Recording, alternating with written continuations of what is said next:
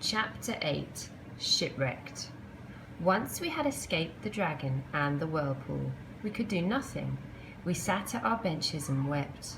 The ship drifted where it would. Then one of my men sighted land. I saw cattle grazing, no sign of human life.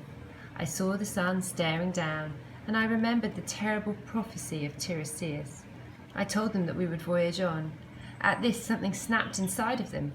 One of them, Eurycleus was his name, spat and stood.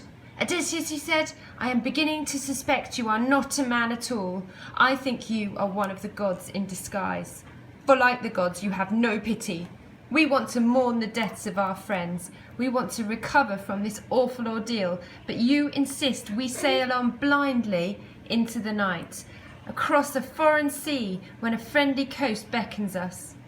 I say we listen to our desires and not the ranting of a dead man." By the nodding of the heads around me, I saw it would be hard to cheat Poseidon of his quarry.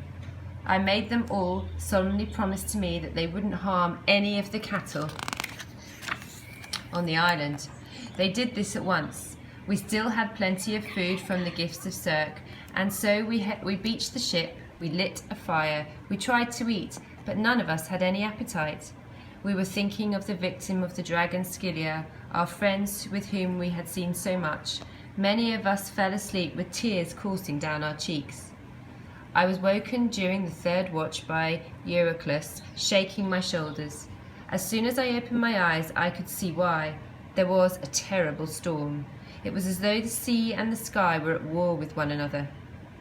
"You see," shouted Eurycleus, "if we'd listened to you, we'd have been out there now.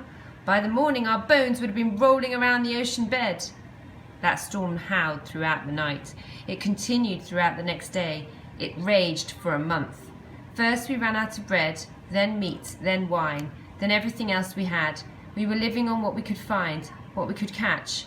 Birds' eggs, fish. It was not enough. And I began to understand the nature of the trap in which we were caught. I could see hunger gnawing at the patience and bellies of my crew. They looked longingly at the cattle. One morning, I left them behind. I clambered over the dunes until I found a place where the ground was dry, and there I lit a fire. I made what offerings I could.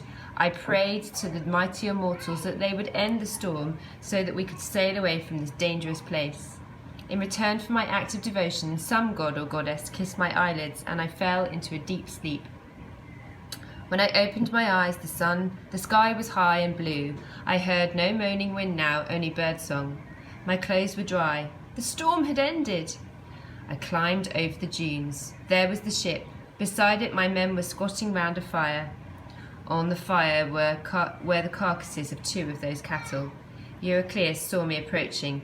He pulled a lump of meat from one of the carcasses, held it up and said, "Odysseus, the gods are not angry with us. We made offerings.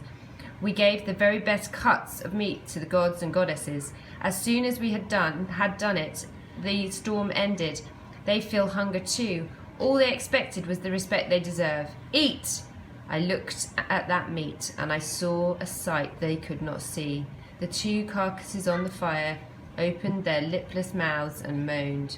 The meat was cursed.